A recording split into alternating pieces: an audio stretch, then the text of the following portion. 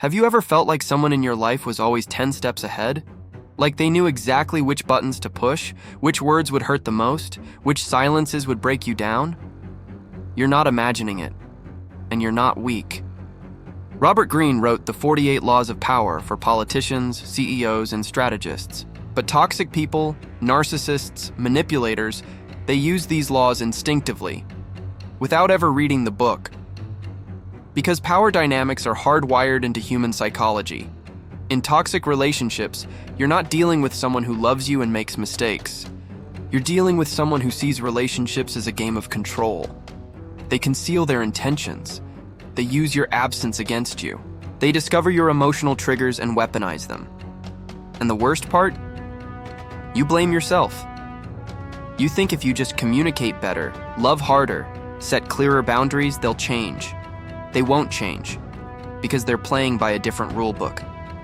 Today, I'm breaking down the 7 laws from the 48 Laws of Power that toxic people weaponize in relationships. More importantly, I'm giving you the counter strategy for each one.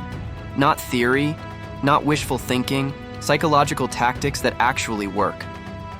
By the end of this video, you'll understand the game they're playing, and you'll know how to stop playing along. Here are the 7 laws. Law 3, conceal your intentions. Law 15, crush your enemy totally.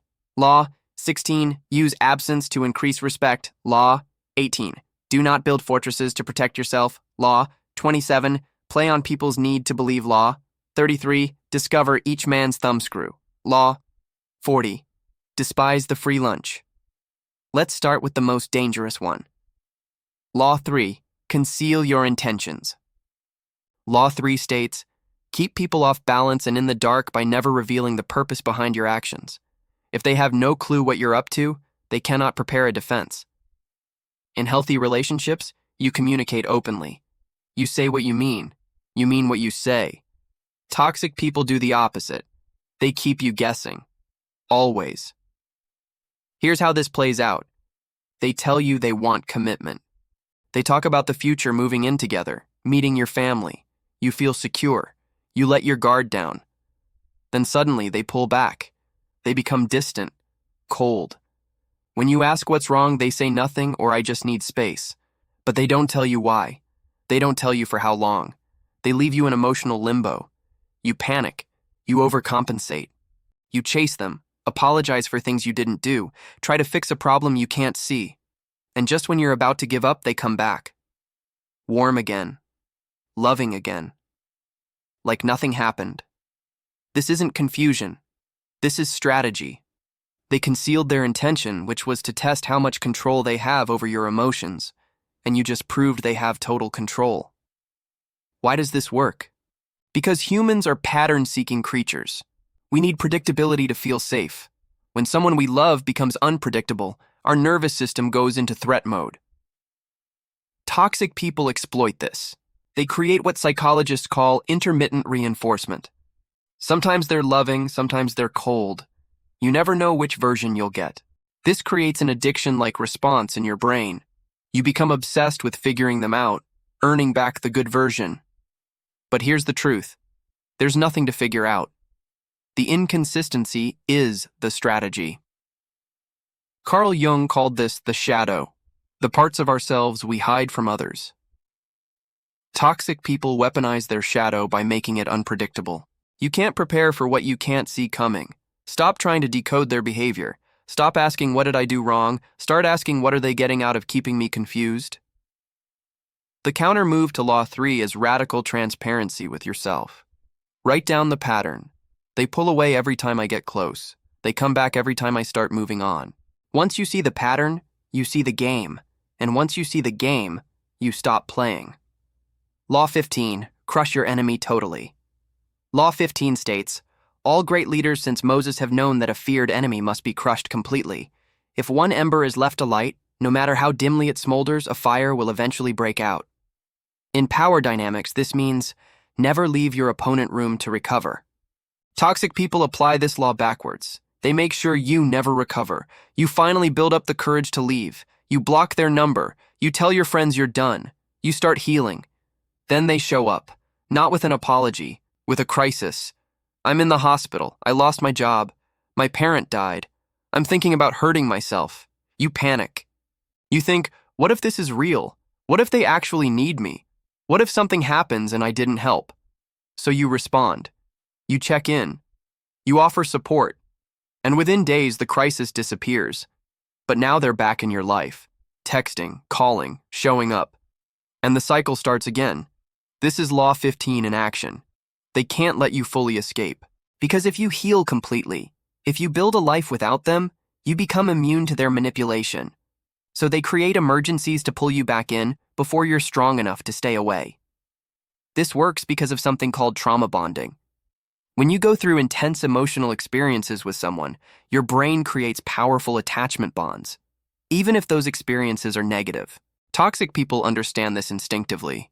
They know that if you have time and space away from them, those bonds weaken. Your nervous system recalibrates. You start seeing clearly. So they manufacture crises to re-traumatize you, to reactivate those bonds, to make you feel like you're the only one who can save them. But here's what they're really saying. I can't let you be free. The counter-move to Law 15 is what I call the complete severance protocol. When you leave completely. No, let's stay friends. No, I'll check in on you. No exceptions for emergencies. This sounds harsh. It feels cruel. But understand, a toxic person will manufacture infinite emergencies. There will always be one more crisis. One more reason you can't leave yet. You're not responsible for their survival. You're not their therapist, their parent, or their savior. Block everywhere. No mutual friends as messengers. No social media stalking to make sure they're okay. Crush the connection totally, because if you leave one ember, they will burn your life down again. Law 16. Use absence to increase respect. Law 16 states, too much circulation makes the price go down. The more you're seen and heard from, the more common you appear. Create value through scarcity.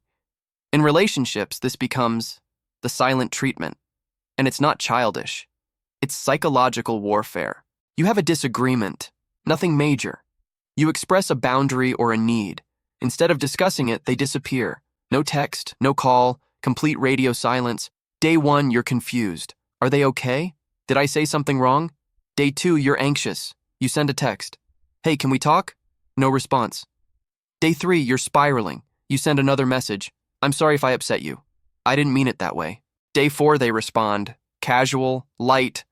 Oh, sorry, I've been busy. What's up? No acknowledgement of the silence, no apology, no explanation. And you're so relieved they responded that you don't even bring it up. You just feel grateful they're talking to you again. This is Law 16. They used absence to increase their value and decrease yours. Now you're trained. Express a need. Lose access to them. Stay quiet. Keep the peace. The silent treatment is one of the most damaging manipulation tactics because it triggers primal abandonment fears. For our ancestors, being excluded from the tribe meant death. Our brains still respond to social rejection as a survival threat. When someone you love goes silent, your nervous system interprets it as life-threatening. You'll do anything to end the silence. Apologize for things you didn't do. Abandon your boundaries. Accept blame for their behavior. And toxic people know this. They know silence is more powerful than yelling. Because yelling gives you something to respond to. Silence gives you nothing but your own spiraling thoughts. The counter-move to Law 16 is what I call matching energy. When they go silent, you go silent. Not as punishment, not as a game, but as a boundary. You say to yourself, someone who uses silence to manipulate me is not someone I chase. Don't send follow-up texts. Don't apologize for boundaries. Don't reward the silent treatment with attention. Here's what happens. If they were using silence as a power move, they'll break first. Because the silent treatment only works if you panic. If they don't break, if the silence becomes permanent, you have your answer. They were never interested in resolving conflict. They were interested in control. Either way, you win. Because you stop giving power to someone who weaponizes absence. Law 18. Do not build fortresses. Law 18 states, isolation is dangerous, the world is dangerous, and enemies are everywhere. Everyone has to protect themselves. but isolation exposes you to more dangers than it protects you from. In power strategy, this means stay connected, stay visible, stay engaged. But toxic people flip this. They isolate you while staying connected themselves. At first, it's romantic. I just want it to be us. I don't like sharing you with other people. They get uncomfortable when you spend time with friends. You just saw them last week. Why do you need to see them again? They criticize your family. They don't understand you like I do. They're toxic. You should distance yourself. They guilt you about hobbies. You'd rather go to the gym than spend time with me? Slowly, your world shrinks. You stop seeing friends because it's easier than dealing with the aftermath.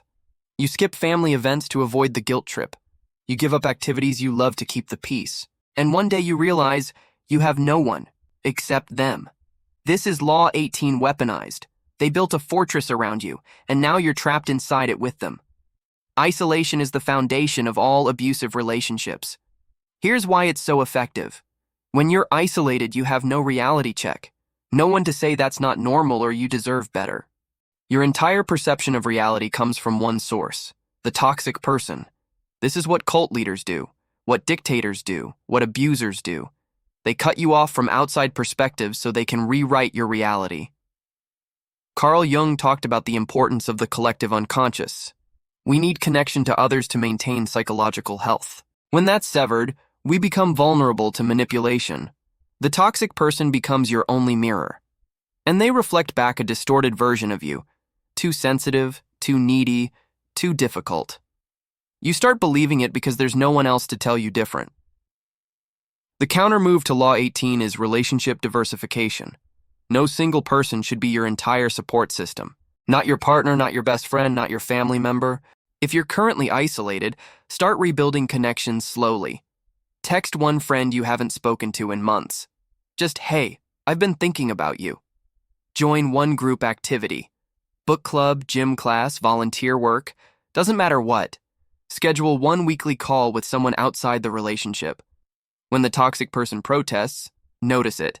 That protest is them revealing their strategy. A healthy partner encourages your connections. They want you to have a full life because they're secure. A toxic person needs you isolated because isolation is how they maintain control. Your fortress isn't other people. Your fortress is having no one but them. Law 27. Play on people's need to believe. Law 27 states, people have an overwhelming desire to believe in something. Become the focal point of such desire by offering them a cause, a new faith to follow. In relationships, this translates to selling you a fantasy version of the future, and you buy it. Every single time. Early in the relationship, they're everything you've ever wanted. They listen deeply. They remember details. They talk about the future with certainty. When we get married, when we have kids, when we buy our house, they paint this beautiful picture, and you believe it, because you want to believe it. Then reality doesn't match the fantasy. They don't follow through. They break promises. They contradict themselves. But instead of leaving, you hold on to the fantasy. This is just a rough patch. The real them is the person who promised me forever. So you stay. You invest more time, more energy, more of yourself. And periodically they resurrect the fantasy. I know I've been distant, but I'm ready now. Let's start planning that future we talked about. Your hope reignites. You give them another chance. This is Law 27. They're not offering you a real future. They're offering you a belief system. And as long as you believe, you stay. This works because of something psychologists call future faking. It's when someone makes elaborate promises about the future with no intention of keeping them. Why do we fall for it? Because humans are wired for hope. We're wired to see potential. When someone shows us a glimpse of what could be, our brain releases dopamine. We get addicted to the possibility. Toxic people understand this. They know you're not in love with who they are. You're in love with who they promise to become. And they keep you hooked by occasionally acting like that promised version. Just enough to keep the belief alive. Just enough to keep you invested. It's the same mechanism casinos use, intermittent rewards. Just enough wins to keep you playing. The counter move to Law 27 is radical present moment awareness. Stop dating their potential. Stop believing in the future they describe. Ask yourself, if nothing changes from this exact moment, If this is as good as it gets, would I stay? Not could I stay hoping it improves?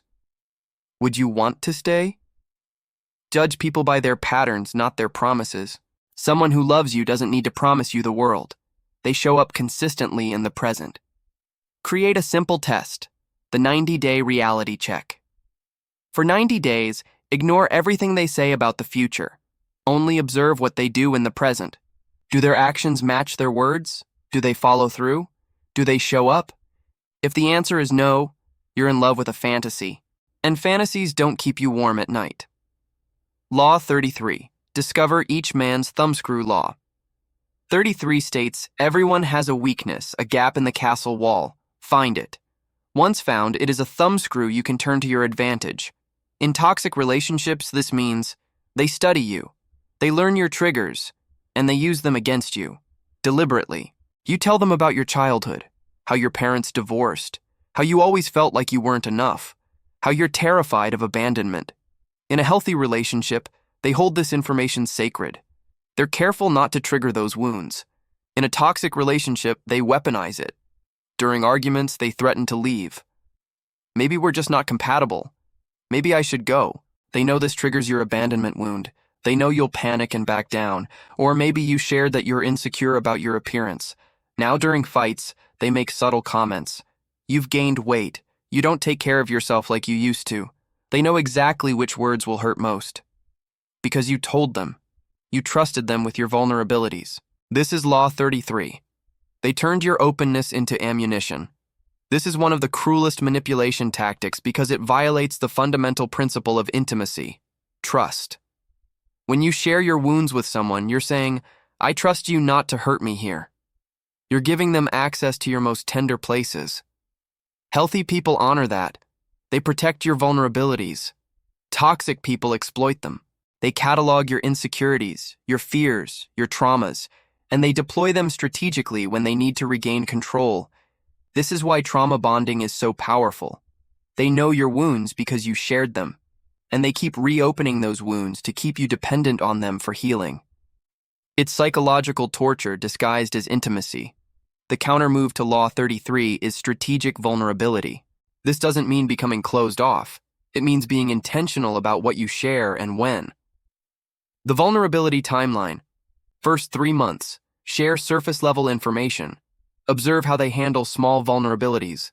Months 3 to 6, share moderate vulnerabilities. Watch if they use them against you in disagreements. 6+ months, share deep wounds only if they've proven they protect, not exploit. If someone uses your vulnerability against you even once, that's not a mistake. That's a character reveal. And here's the key. You can be intimate without being an open wound. You can share your present feelings without explaining every childhood trauma. You can be emotionally available without giving them the instruction manual to destroy you. Healthy people don't need your entire damage report to love you. Toxic people collect it like weapons. Law 40. Despise the free lunch. Law 40 states, what is offered for free is dangerous. It usually involves either a trick or a hidden obligation. Pay your own way. Be generous, but never accept generosity that comes with strings attached. In toxic relationships, this becomes, every gift has a price. Every favor is a debt. Nothing is ever actually free. They offer to pay your rent when you're struggling. Don't worry about it. I want to help. You're grateful, relieved. You accept.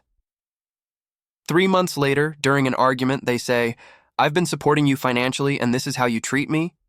Or they buy you an expensive gift, something you didn't ask for, maybe even something you said you didn't want. But now you feel obligated. When they ask you to cancel plans with friends, you do it. Because they just bought me this expensive thing. Or they do you a favor, help you move, drive you to the airport, fix something in your house. Later they call in the debt. Remember when I helped you move? Now I need you to... This is Law 40. Every act of generosity was an investment, and now they're collecting returns. This works because of reciprocity, one of the most powerful psychological principles. When someone gives us something, we feel obligated to give back. Healthy people give without expectation. The gift itself is the reward. Toxic people give strategically. Every favor is a future bargaining chip. Every gift is a leash. This is especially insidious because it masquerades as love. Look how much I do for you. Look how generous I am. But generosity doesn't come with invoices. Love doesn't keep score. What they're really doing is creating debt. Financial debt, emotional debt, obligation debt. So when you try to leave or set boundaries, they can say, "After everything I've done for you?" The counter move to Law 40 is financial and emotional independence. The rules. Never accept financial help from someone who uses money as control. Struggle independently rather than owe them. Return favors immediately. Don't let debts accumulate. If they help you move, help them with something equivalent within the week. Refuse gifts that feel disproportionate. If you've been dating 2 months and they want to buy you a car that's not generosity, that's a trap. Pay attention to scorekeeping. Healthy people don't track every favor. If they're keeping a mental ledger, they're planning to collect. The moment someone throws their generosity in your face during a conflict, you know it was never generosity. It was an investment in your compliance. True giving has no strings. Everything else is a transaction disguised as love. Summarizing, these are the 7 laws toxic people use against you. Law 3. They conceal intentions to keep you confused. Law 15. They never let you fully escape.